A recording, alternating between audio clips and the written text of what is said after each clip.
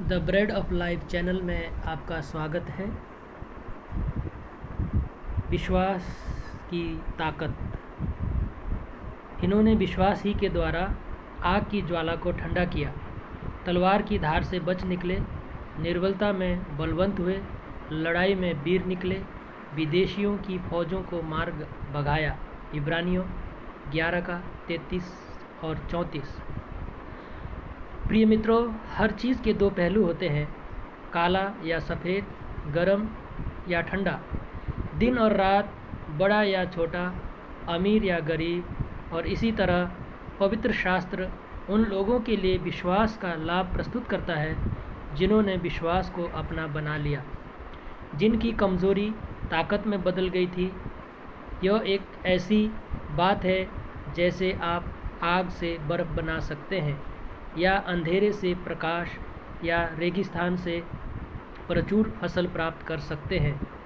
प्रेरित संत पौलुस ने कहा, इस कारण मैं मसीह के लिए निर्बलताओं और निंदाओं में और दरिद्रता में और उपद्रवों में और संकटों में प्रसन्न हूँ, क्योंकि जब मैं निर्बल होता हूँ तभी बलवंत होता हूँ। दूसरा कुरिन्थियों 12 का 10।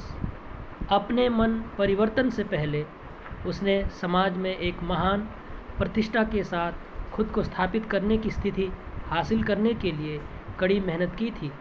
वह उस समय के यहूदी समाज का एक सम्मानित और सुप्रसिद्ध आदमी था, परंतु संत पौलुस ने जैसे ही प्रभु यीशु मसीह का साक्षात दर्शन पाया, उसका जीवन संपूर्ण रीति से बदल गया और उसने कहा, परंतु जो बातें मेरे लाभ की थी उन्हीं को मैंने मसीह के कारण हानि समझ लिया है, वरन मैं अपने प्रभु यीशु मसीह की पहचान की उत्तमता के कारण सब बातों को हानि समझता हूँ, जिसके कारण मैंने सब वस्तुओं की हानि उठाई और उन्हें कूड़ा समझता हूँ, जिससे मैं मसीह को प्राप्त करूँ और उसमें पाया जाऊँ, ना कि अपनी उस धार्मिकता के साथ जो व्यवस्था से है, वरन उस धार्मिकता के साथ जो मसीह पर विश्वास करने के कारण है और परमेश्वर की ओर से विश्वास करने पर मिलती है।